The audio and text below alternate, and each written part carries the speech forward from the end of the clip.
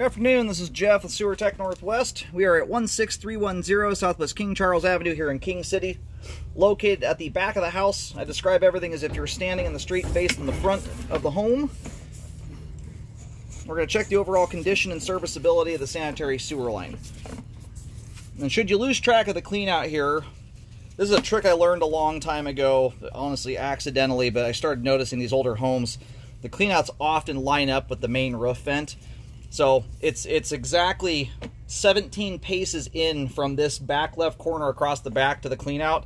You'll see the same exact thing on the front side of the house where the main roof vent is. Easy trick to figure it out. It also, so here is your back patio area. That's the back sliding door. So if you come to the right of that, it's as you face the back now. It just sits about 1.5 feet to the right of the downspout here. Anyway, drop it into cast iron pipe. These are generally 4-inch diameter cast iron, although the cap is 3-inch. It's very common it's actually on a 4-inch line. And I've cambered hundreds and hundreds of homes in King City over the years. They're all set up exactly the same way. It's a very rare thing, but you get 3-inch copper pipe through the interior, then 4-inch cast iron just before the line leaves the house, and then it will often, like this, switch to concrete pipe shortly after dropping in.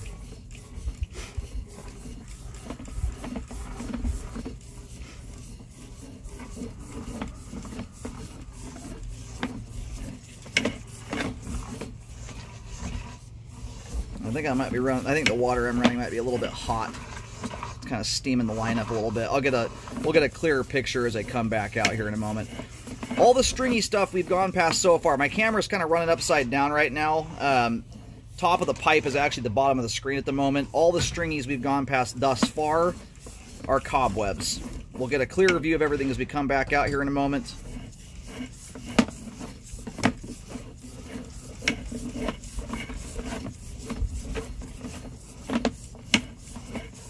Super clean line so far.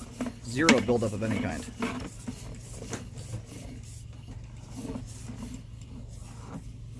Alright, spot repair looks like it was done here.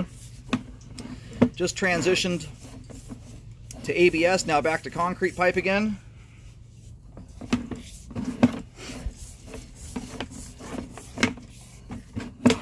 This is a homeowner that's doing a really good job of not putting cooking oil, grease down the pipe, and or improper items. It's a very clean line.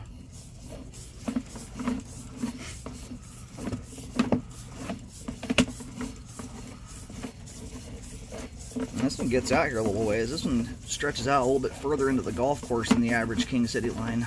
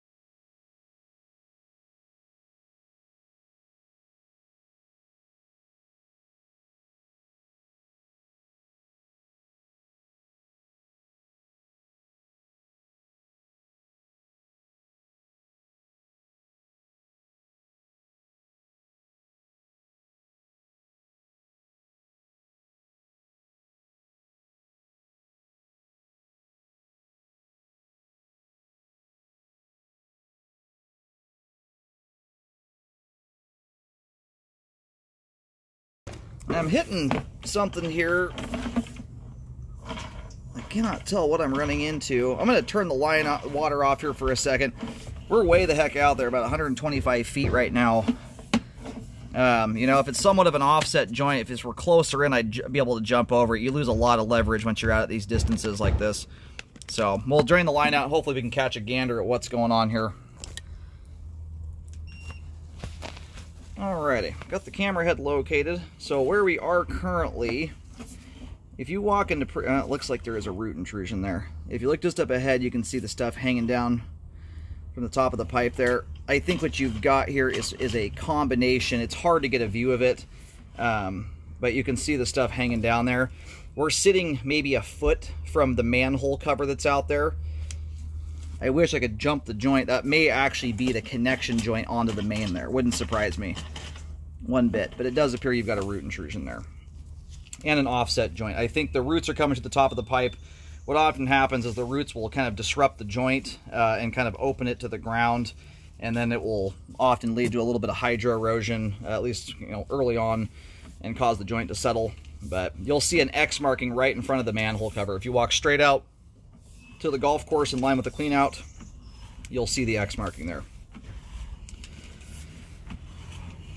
Anytime I see roots, it's something I'm going to recommend a correction on. If repairs are not done, I would periodically keep an eye on the sewer line, watch for any kind of progression that may take place. From a build-up standpoint, the line is very clean, so I don't see much in the way of blockages, backups, things like that occurring from that area.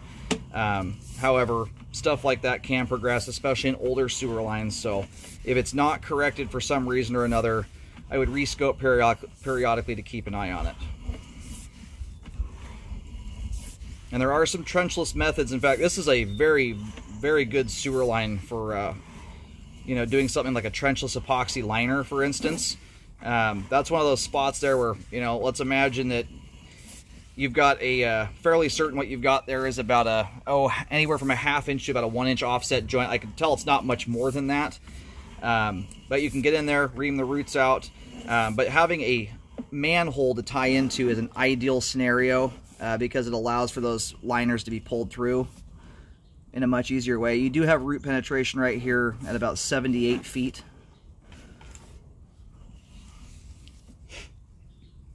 And if no repairs are done for some reason or another, I would recommend the line be clean just to ream any roots out of it, keep those at bay.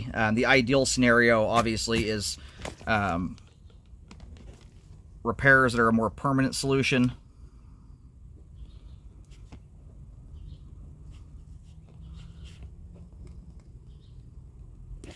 But this is a line that's also a very good makings, at least from what I can tell here. You always need to run these things past a liner company to have them take and assess it. But the line basically runs dead straight, hooks directly into a manhole. That's a beautiful setup for an epoxy lining company because it allows for good access. The one thing I can tell you, just from years of watching lines, if it's something you want to keep an eye on, I mean, it's always worth, kind of checking out what the cost differences would be between, doing a traditional type repair or something of that nature, pipe bursting, or doing like an epoxy liner. The added advantage in doing a liner, even pipe bursting in a lot of cases can accomplish it too, where you get just about a seamless, jointless pipe product where you have less weak points for roots to repenetrate. That is one of the things that King City is rife with. There's a lot of foliage in here. There's a lot of landscaping, lots of trees, bushes, things with root systems that can get into the line. So it's a nice thing to be able to have something like a liner, and a lot of pipe bursting systems often are dragging in a continuous piece of pipe, and they're welded seams if there are seams. I'm using green marking paint, but it's something to consider. If you end up looking at repairs, and I haven't seen the rest of the line yet drained out, but if we start running into a few of these throughout the line, if you start getting spot repairs spaced out enough throughout a line, it makes less sense to do spot repairs because it often ends up costing more to go that route, and or it can cost about the same as doing just one continuous update by some of the methods I'm talking about. All right, so right now we are just on the other side of the those big planter boxes. We're on the golf course side of them, maybe 10 feet past them. Big, huge, beautiful rose bush there. We're pretty much right underneath the canopy of that rose bush. You'll see another marking about 5 foot 3 inches deep there, and I got about 7 foot 2 inches at the main. Looks like you have another spot right there, just adjacent to it.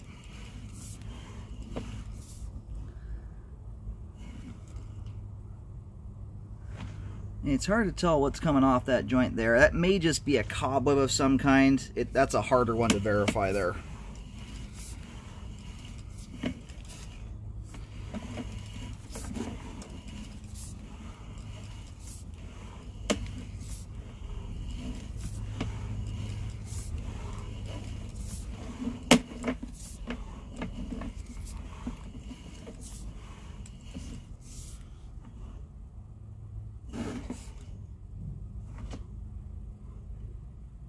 That joint there looks like, there's a few of them I've noticed so far that look like you've got a little bit of dirt migrating through the joint.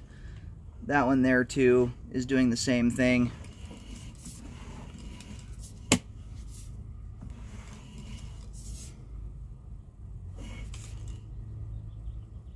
That also appears to be dirt coming through the joint there.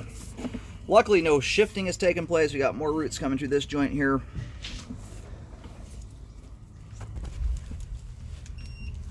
All right, this one right here is right amongst some ground cover flowers, some heather, it looks like. So just on the other side of the flowers here, you've got that. You'll see an X marking just on the other side of it with an arrow pointing. That's about 2 feet away from where the that root comes through there.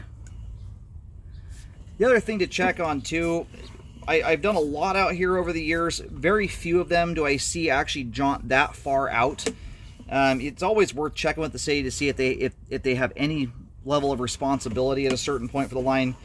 Typically speaking, when you're talking going out to the road, usually the homeowner is responsible to the main. But in this case, I don't know if it's different going off to the golf course. At least worth checking into.